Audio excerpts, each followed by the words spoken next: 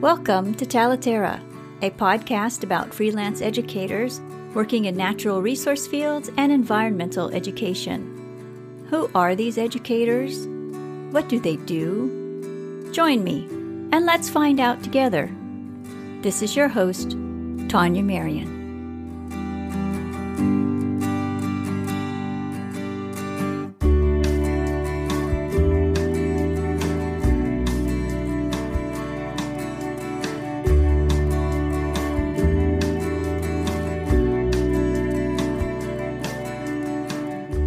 Today, my guest is author, educator, and environmental advocate, Susan Inches.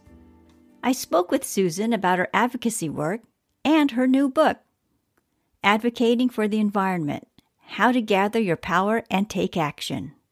Susan's book is a thorough resource for advocates and anyone working in the field of environmental education.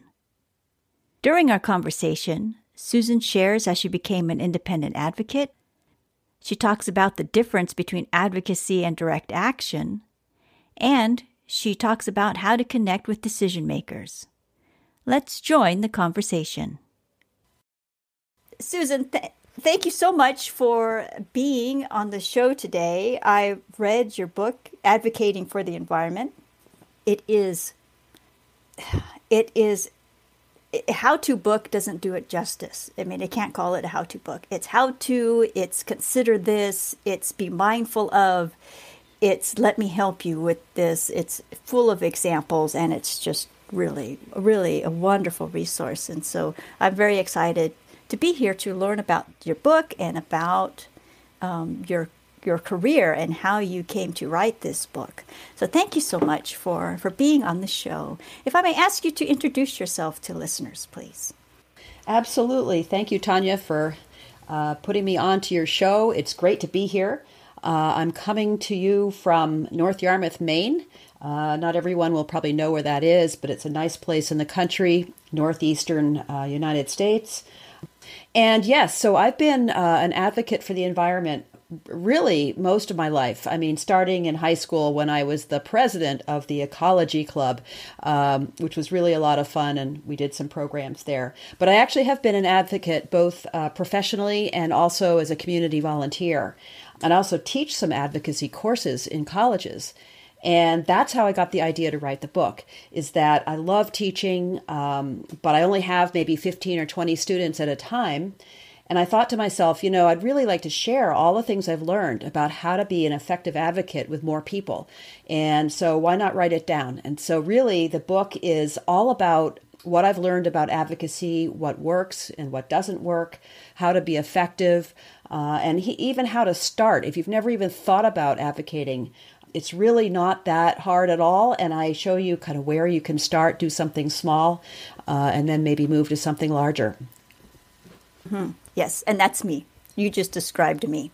And I consider myself an advocate for the freelance educators and for the people who work in communities and community-based educators. And but I know that there is a more, I'll call it formal world out there, and I've never known how to enter it, really how to, and all that's involved. Because there's an element of this that I keep feeling towards policy, but I don't know how all that works. And so this was a fantastic book and a really good resource. And I love the examples that you provide. Oh my God, we'll talk about that later. But anyway. Yeah. Okay, so you've been an advocate, you said professionally. Have you? And you also work independently. Correct. So how does one become an independent advocate? And okay, I guess my question is, what made you decide to do this? Was it a conscious decision, or was it a reaction to an event? Oh, that's a great question. I think for me, I've always been interested in social change. I'm pretty sensitive to what's going on in the news and what's happening to our environment. And so I've always wanted to figure out or know or work on how can we change this? I mean, we're basically destroying the earth and we're on a pathway that's not sustainable. And so my interest is in what do we need to do to change that? I really want to see a healthy future for both ourselves and our children and the next generations. So that's really what motivated me. I had never had any background in advocacy. Nobody in my family had done this, but I did have a sense that I wanted to be in communications. And so advocacy is a form of that. So that's how I kind of got involved. What were you doing when you decided to start doing this on your own? Well, interestingly, I started my career in marketing. And and that's a communications function, right? I did marketing for a supermarket chain. I was hired into the state to do marketing of Maine seafood. And what I saw when I was doing that work was how active the fishermen were. They just thought they could call the governor and ask for a meeting and get one. They thought they could testify in front of the legislature, and they did.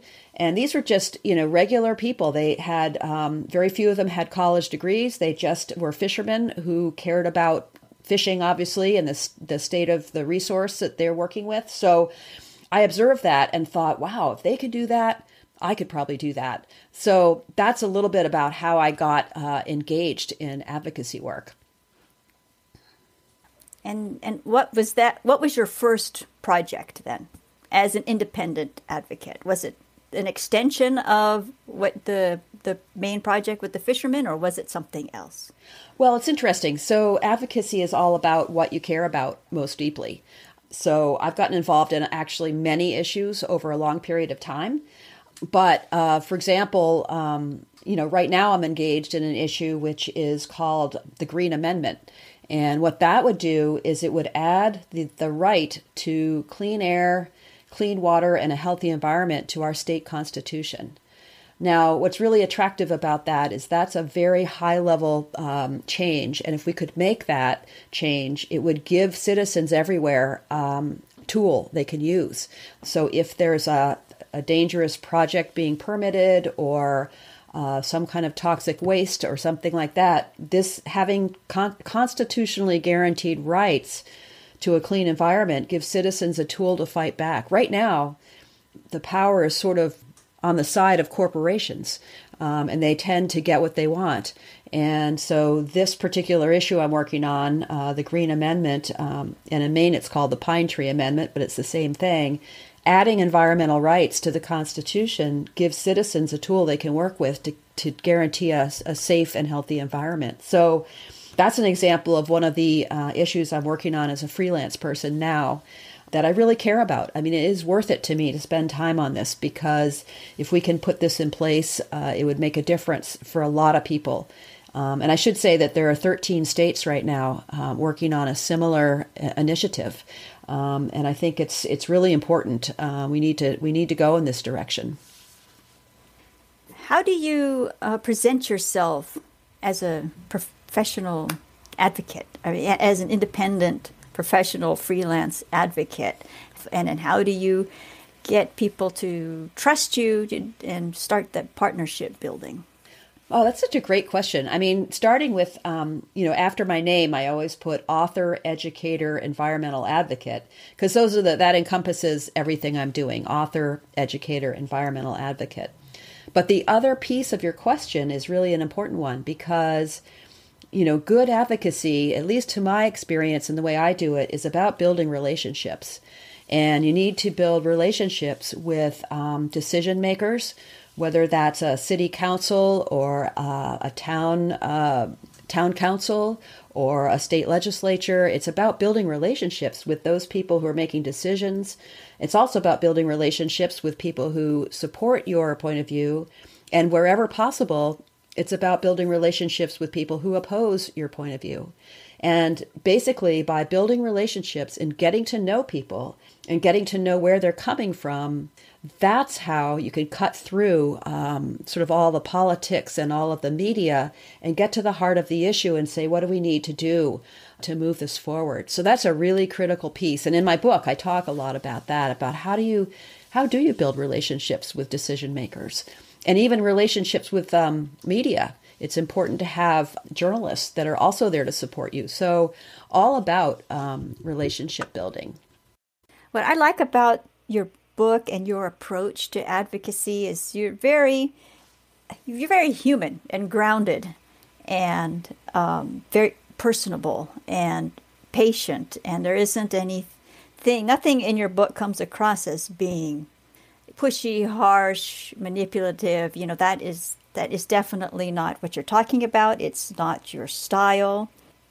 And so here's an example of the very mindful approach that you describe here. In your book, you say to consider the impacts on your 6 stakeholder groups: your customers, employees, vendors, community, stakeholders, and the natural environment. And I thought that was a very important, and to identify them and to also think about the environment. And you tell the story about LL Bean and how they considered all of these different groups. And it was a beautiful example.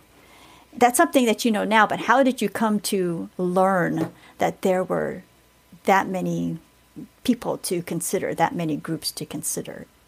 Well, that's a great question, too, because my book is based on a vision I have, a vision for a world where all life is revered and respected and nurtured. And so the way I go about advocacy is the same way, that I want to, respect, nurture, and revere everything, every part of life. So it's in a way, it's based on what I consider kind of my faith and my spiritual values around that. Now, there are advocates out there who are difficult, who may not tell the truth. I mean, that's a reality in our world. But I want a different world, and it's that idea of being the world the way you want the world to be. But the other really interesting thing is I've always done that. I've always, acted based on my values. It turns out that it really works.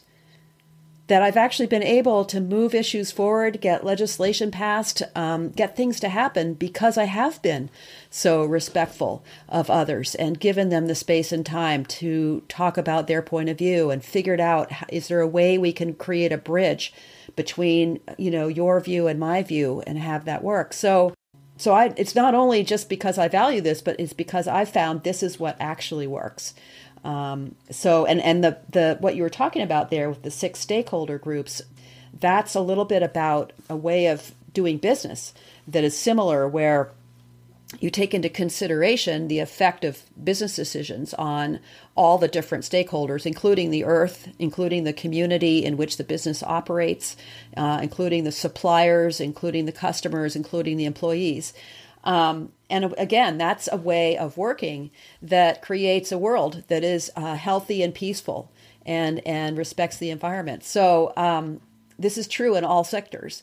And I think, where we need to go is to have more. I mean, some great businesses like LL Bean that are pursuing these values. There are advocacy groups there are nonprofits that are. But where we need to go is to have this become the norm. Rather than, seeing what you can get away with, rather than putting profits ahead of people, profits ahead of the community, profits ahead of the environment, to consider all of those things in the way that you do business and in the way that you do government. So I'm hopeful that we can actually get there where we have a critical mass. We have right now some great examples, and I tell stories in the book about some great examples of where things have gone really well. And we just need more of that? And we need more people that are working from that place. Yeah.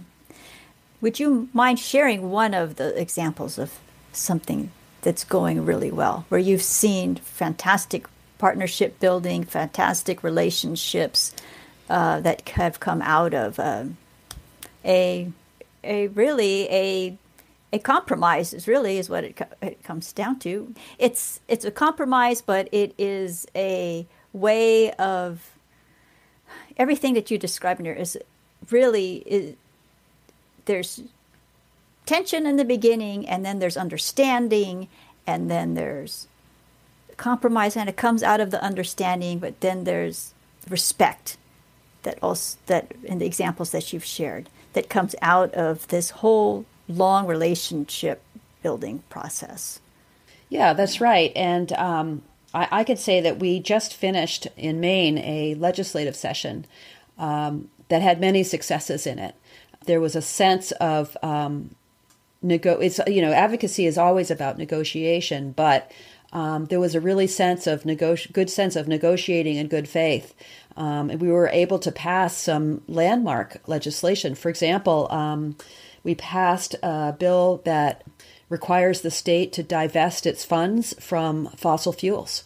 That was big. We passed another bill, which is called Extended Producer Responsibility. What that calls for is that the producers of plastic packaging have to pay a fee that will cover the cost of recycling it. And, this is where we need to go, right? I mean, we can't just keep filling up the ocean and the land with more plastic. So we've created a system that will begin to turn that around. And to get that passed, we had bipartisan support. So these are just some of the examples where people are like listening to each other. Another one that I'm working on, it's really interesting, is we're trying to take back our electric utility right now where I live. And so right now it's owned by a foreign company. And there are a number of problems with it. The service, the reliability has not been good. And so we've actually attracted bipartisan support for it because, while some people are saying we shouldn't tamper with an ongoing business, which the utility is, other conservatives have been saying, actually, we want to bring this back home. We want to have local control. So, and that's the angle we've been able to work on with more conservative people to get their support. Is that, well, this is about bringing our electric utility back home so that people from my state are actually on the board of directors and running it, as opposed to people in a foreign country who don't seem to be really able to listen to what our needs are. So there have been many examples where this kind of thinking has applied and has turned into successful forward movement on issues. On your website, you also identify yourself as being a lobbyist. Do you see a difference between being an advocate and a lobbyist? It seems to me that they require different hats to some extent. Are there really different hats, or are those words really interchangeable, do you think? So that's a good question, too. And so I should just clarify that right now I'm volunteer lobbyist. I was a professional lobbyist in the past. And I think that word lobbying actually is somewhat intimidating to people, but it doesn't need to be. And there are many, many, many ways to advocate. I mean, you can advocate if you're an artist by creating art that is about what you care about. You can advocate if you're somebody who likes to cook or you run a restaurant by using organic ingredients and explaining why that's important to you. But the other point I want to make here is that some people confuse direct action with advocacy. So direct action is when you are trying to raise awareness of an issue. You might be marching in the street, you might be demonstrating, you might be creating a direct action event where people are arrested for obstructing something. And direct action is really important to do, especially if there's an issue that's not getting any attention at all. I mean, decision makers either don't know about it, they don't care about it, whatever. So you use direct action to gain attention through the media. But that's not advocacy, really. That's direct action. Advocacy is when you are trying to get decision makers to do what you want them to do. And it takes a different set of skills to do this kind of advocacy. That's where the relationship building comes in. So, direct action, they might be yelling, or they might be chanting, or they might be singing, or they might even be doing something illegal. It's more of an act of rebelliousness against the status quo, whereas advocacy is more about building a bridge with decision makers and trying to create a pathway forward. So it's much more about that relationship building and negotiation and communication with decision makers. So that's, people are confused because it's just, those are two different things. They work together. You need both. Sometimes if you can't get anywhere, with advocacy, then it's time to do some direct action. It's time to have a sit-in on the city hall steps. If you can't get the city council to take up your issue, and you've been trying to do that, and you've been reaching out to the decision makers, and you've been saying we need to get on the agenda, but nothing's happening, then you might want to take up some direct action to kind of put a little more pressure on them. So they're just sort of two different things, and different people take different roles in these activities. So I'll leave it there, and we can talk more about this if you like. Yeah, how you've mentioned in your book about reaching out to representatives and other decision makers. When you first reach out to a decision maker, who do you meet first? I mean, who do you have contact with first? Is it their email inbox? Is it an answering machine? Is it an assistant? Is it how many steps are you away from making contact with the decision maker? Yeah, so it depends a little bit on, who the decision maker is. And one of the things I do talk about in the book is to choose where you want to take action. In other words, you could take action at your neighborhood level or your town or your city or your state. And one of the things to think about in making that choice of who you want to reach out to is how close are you in the sense of degrees of separation? In other words, do you know anybody who knows them?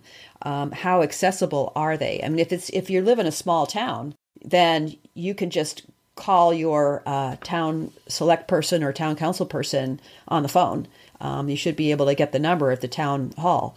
So that's pretty easy. But if it's Congress, then of course you need to go through the congressional office, talk to their staff, explain to them why you need to have a meeting or some communication with your congressperson. So it kind of depends on where it is. But the thing to remember there is that all of these people are public servants. They're there to work for you. So you should have no problem in saying, that their job is to hear me.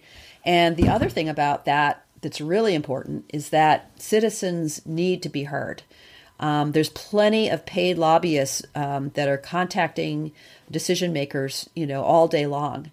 And if the citizen voice isn't represented, then decisions are going to get made that may be negatively impacting citizens. They haven't heard the citizen side of this. I mean, why should we not have fracking in our town? Well, citizens need to speak up and say why. Otherwise, you might just find that there's a drilling rig, in your town. So I think, the citizen voice, I cannot emphasize enough how important it is for people to take action. And that one of the problems we have right now is not enough citizens are taking action. And so decisions are getting made that are not in the best interest of citizens or the earth. So that's why it's critically important to reach out. And the other thing I say is that it doesn't take much. Only 5 or 10 phone calls to a state legislator can actually move them on an issue. It's amazing. You'd be surprised. They don't hear from people very much, and they need to hear from people. And if you make the effort to reach out, it can be really impactful. The other thing I'll say is that, what form to take. I mean, it's fine to email or to, but it's even better to write either a handwritten or a typed note and mail it snail mail, because what can happen is that decision makers just get flooded with emails in particular, especially if they're groups of people that are sending mass emails. They're getting like 350 emails from a group that's trying to move an issue forward. So they might miss yours.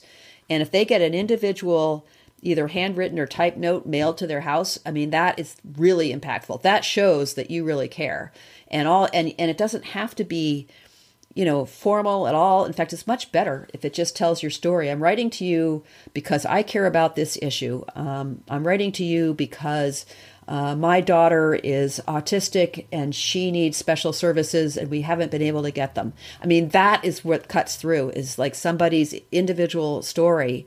And saying that in a very personal way, that can move an issue forward.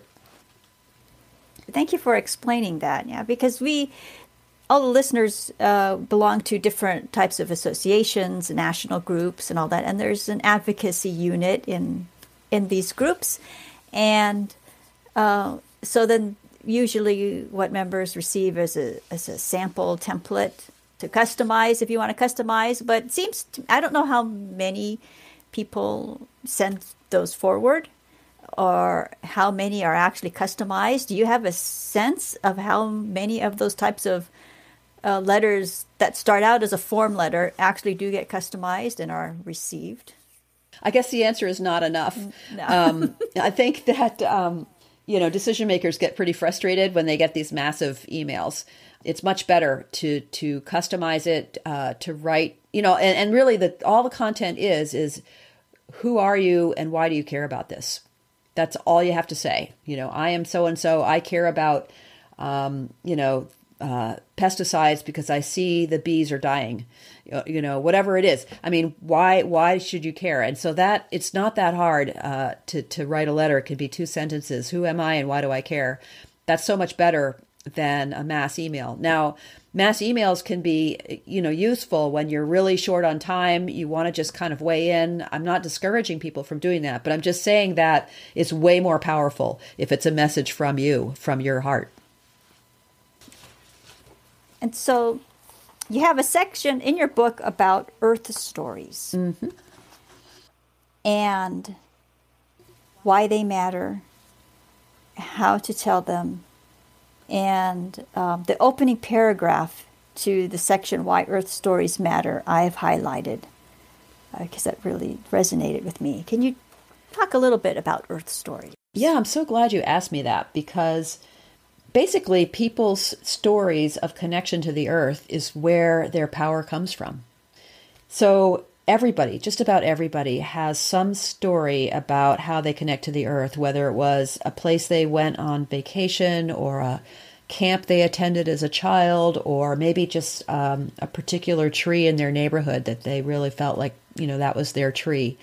So those stories that connect us to the earth is where our power as advocates actually comes from. And so one of the things I do in my class at the very beginning is we try to identify what people's individual earth stories are and where they came from. And some of these stories are about, a love for a place. Some of them are about loss. So it can be that you used to fish in a pond and really enjoyed that, and then the pond became too polluted and there weren't fish anymore. So sometimes it's stories about loss, sometimes about love, but either way, there's a ton of power in those stories. And that's what it grounds you as an advocate.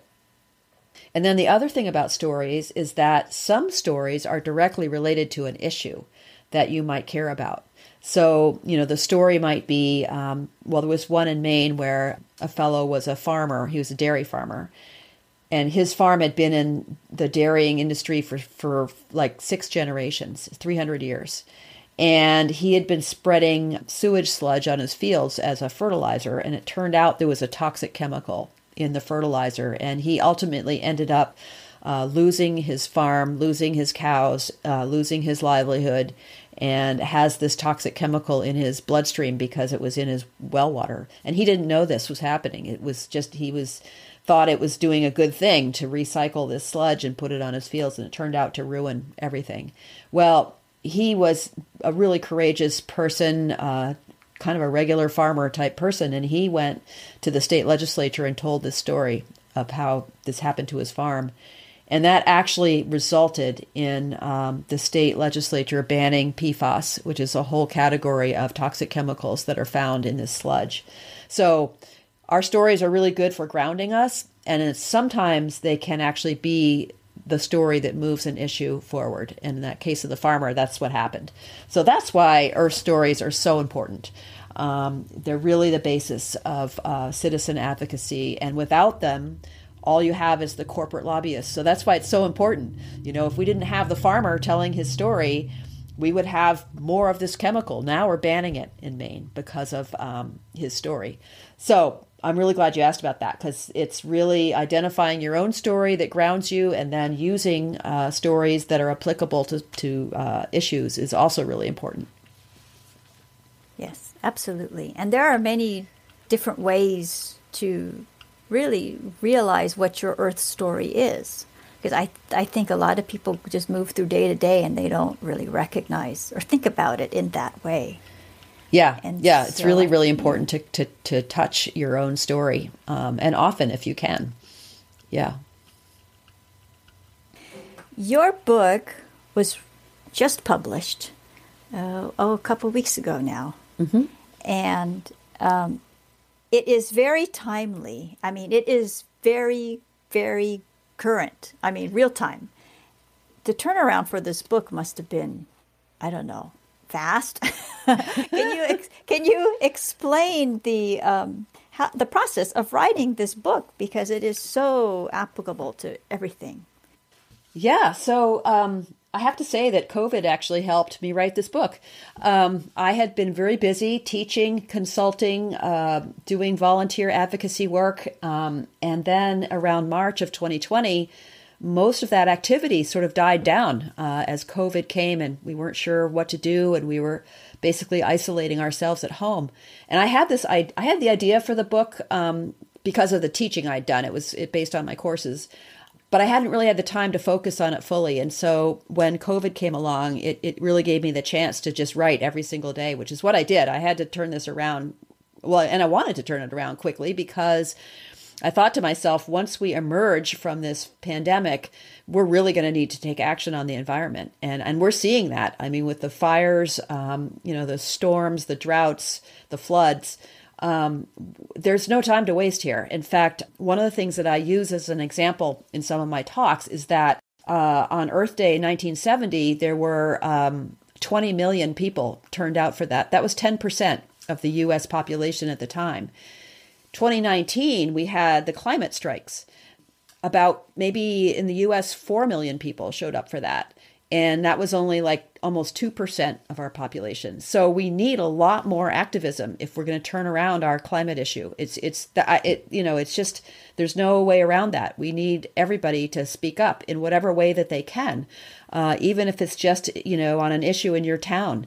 You don't want pesticide sprayed on the playground. I mean, everyone needs to take some kind of a position, because we need that in order to create the healthy future that I can see. And we can have a healthy future, but we have to all work towards it together to make it happen. Big business gets a lot of attention in environmental advocacy. What works in forming relationships with those parties, and what doesn't work? If a listener has something going on that they're observing and they want to start having a conversation, how might they start that doesn't put up the defenses of the businesses in their area? Well, absolutely, we need more advocacy with businesses. They're a little bit trickier to deal with because, for one thing, you don't always know where the decisions are actually made. So, for example, in Maine, we have a company called Central Maine Power. They provide our electricity, but they're actually owned by another company called Avangrid, which is based in Connecticut. And then that company is owned by another company called Iberdrola, which is located in Spain. So the question is, if you want the electric utility to buy more solar power, where do you go to tell them that's what you want, right? I mean, it's hard to know where the decision's being made. It's a bit opaque. In government, you sort of know where the decision's being made, so it's a little easier. In business, you don't always know that. So therefore, you need to do research. You need to perhaps find people who work there and speak with them to get a sense of that.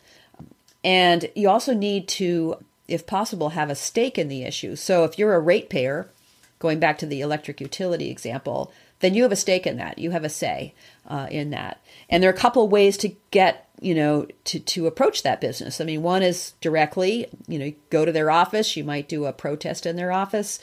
But there are also regulators you can talk to, which are government entities. So that's another way. And so it's all about strategy and research there. It's like, okay, what is the best way to approach this particular company? I want them to buy more solar power, and I want them to stop, using as much fossil fuels, perhaps.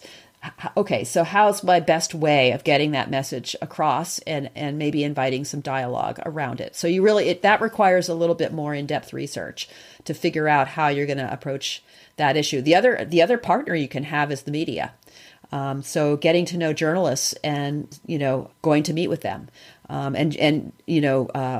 journalists will meet with you, right? So you can meet with the editorial board, you can meet with individual journalists. They don't have a lot of time, but if you have a worthy idea to share with a journalist, that's a great way to advocate, actually, because they need content and they need ideas, and you can help provide that. So there are a few ways, but businesses are a little bit trickier because you don't quite know where the decisions are being made or who's making them without digging down into that. Yeah.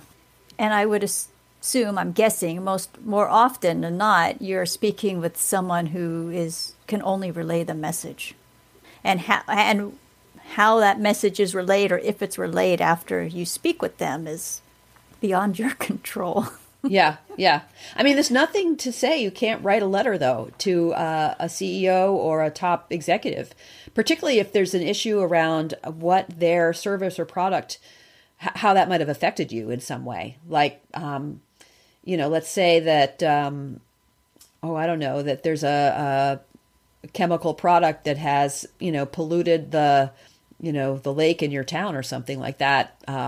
A direct letter, and even, suggesting that you're going to share this story with the media, that can actually have an influence. You make it easy for people to become an advocate. Your book has so many really thoughtful and thorough examples, and you walk readers through how to frame a situation, provide a lot of examples. You provide checklists. You provide guidance on how to work with the media and the public. You cover press releases, testimonies. You give all sorts of examples. It's really something. And sample documents at the back of the book.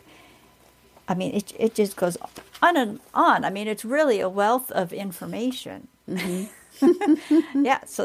Thank you for that. For me, personally, I thank you for that, for this. I mean, there's a lot in this book. Did you is this a project that just grew and grew and grew, or did you know that you were going to put this much and this many tools into this book? It did grow and grow and grow. I mean, I knew that there were a lot of tools, and I also knew that there's dozens, hundreds of books about climate change, about environmental issues, and almost nothing on what an ordinary citizen can do about it. I mean, I really felt like there's this huge gap, right? Nobody knows what to do. They all want to do something, and they all care, and they feel overwhelmed. But what are some actions from very small to more organized? What things can citizens actually do? And so I did set out to write a guidebook about that because I felt that it was missing. It's just not available. And I also tried to make it really easy to pick out sections in it that are particularly of interest to you. Like, maybe you do want to work with the media, so there's a chapter on that. Or maybe that's not even interesting to you, so you don't have to read that chapter, right? So it's really a guidebook in that sense, that you can go to the parts that are meaningful to you and keep the book on your shelf, and maybe a year from now you want to look up something else. So I really felt that the need for a guidebook was there, and the publisher agreed with me, right? So that's how I pitched the publisher. I said, we've got plenty about what's wrong. We have nothing much at all about what citizens can do and how we can make this right.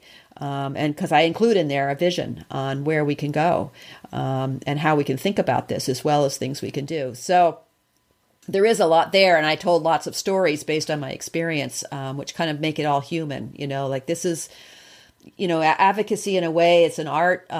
No two situations are the same, so we learn. I'm still learning about it. There's things always to learn about it. So, and I've shared a lot of the lessons that I learned over the years, and I always say that, this is the book I wished I'd had when I started out as a novice advocate. There was nobody explaining all this stuff. So I thought, this maybe this could help some people. So anyway, that's how I ended up with this rather full guidebook of all sorts of different things. Yes, and as I keep saying, I absolutely appreciate it, because I read this book. I'm going, oh look, that's so human, or oh, that's a good thing to consider. I've got notes all over the margins. And say, oh, you could write it like this. Oh, is that what that looks like? Or Yeah. a testimony thing and all that. And so, oh, look, yeah, it is really a wonderful resource. Well, I think a And lot of people are intimidated by advocacy. And so I was trying to take that away too and say, look, this is just for regular people. You don't have to be perfect. Just try this and this should help you. So yeah, it's really about bringing it down to a level where anybody can do this. you've done so much, and you do so much on your website. You teach, and are you going to go back to teaching? Do you Oh, think? yes, absolutely. I do enjoy, especially, college students are so eager to learn and so I really enjoy doing that. And so I will be continuing to do that. I teach basically part-time. I have one course basically in advocacy that I offer at different schools. And in fact, I even wouldn't mind having some new schools to do, teach at. And I think also high school. I've been teaching mostly undergraduate, but this is a appropriate skill set for juniors and seniors in high school as well. So I imagine I'll be doing workshops. I could teach a full course, for 3 credit hours, and I have that. I've done that, but I can also just come in and do a workshop to give people a sense of, this is what advocacy is about. So there are lots of ways that I can teach, and I really do want to continue that. Yes, I'm sure civics teachers, social studies teachers, environmental science. I mean, really, any of the disciplines would love to learn from you. I think it would be fantastic if they had the opportunity to learn from you, and students especially high school students. Yeah. Well, the other thing about it, of course, is it's hopeful, right? It's a hopeful message. It's like, hey, you know what? If we all work together, we can create the world we want. And so I think that's important, especially for young people. And in my college classes, sometimes students will say to me, I've been studying environmental science, and it's just so overwhelming. I get so depressed, right? And I understand that. I feel that way sometimes too. But what I'm trying to bring to them is a hopeful message. Hey, but here's what you can do about it. And I think that younger people especially need that. They need to feel hopeful, and they need to allow that to motivate them to, to take action and be thoughtful. And so I think that's an important piece of it, is to not just talk about everything that's wrong or, trending in a negative direction, but to say, well, we can turn this around. You've had such a rich career just from the examples that you share in the book, and you've done so much. You've spoken with so many people. When you look over your shoulder and look back on the trail you've left behind, what do you see? I had a great time doing all this work. So I see that. I always felt like really into my work. This is really good stuff, and I like doing it. And I would say that I may not have always been aware of all of the consequences or everything going on, in a sense, but that didn't keep me from just diving in and trying, So I think it's been a great career path, very meaningful. Yeah, it's just energizing. It's really energizing to take action and see something good happen. That there can't be anything more energizing than that. And I wish more people had that experience of work. I think, a lot of people are kind of trudging along, in their work, trying to make money, and it's not very energizing. Well, this kind of thing, if you tackle an issue and you work with others that are with you on that. I love the teamwork aspect of it. If you start working on an issue and you get other people involved, and pretty soon you have a team of people involved, that's very energizing too. So I think this is a great career path, honestly, and there's a great need for people to come together and take action. What's next for you?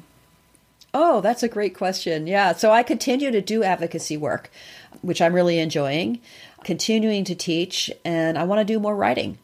I've really enjoyed the writing part, and it's hard, though, to kind of set aside the time for that when you're active on things. But I would like to do more of that as well. And I want to meet more people. I want to, it's been hard, with the pandemic, and travel has not been possible too much. But I'm hoping that when these variants die down, and I hope there'll be more speaking engagements and more chance to just engage with people who are trying to do these things. So I see a endless supply of interesting things out there to do, and hope that I'll be able to do as many of these things as I can. Susan, thank you so much for introducing us to your book, for talking about how people can begin to become advocates on their own. You do make it very easy. You make it feel safe. You make it feel empowering, and it's not impossible. And the human approach that you take in this book, and it's like you are there, every step of the way. Well, thank you. It's been my pleasure to chat with you about this, and I'm just really happy to hear your feedback about the book, and I hope that others enjoy it as much as you have. To learn more about Susan, her book, her public workshops, and her consulting work, click on the link in the show notes. Susan's book is a wonderful resource, and as I mentioned during our conversation, working through this book is like having Susan next to you, helping you think through things like how to frame your message, how to plan your strategy, and how to work with media and the public. In the resource section, Susan shares samples of legislative testimonies and a collection of communication documents. Here you'll find an example of a press release, guidance on how to create an FAQ for your initiative, and an example of what a fact sheet might look like. There is more in this book that can be explained in one conversation. If you're looking for a book about advocacy, consider adding Susan's book to the list of resources you are considering. Thank you for joining us today. See you next time.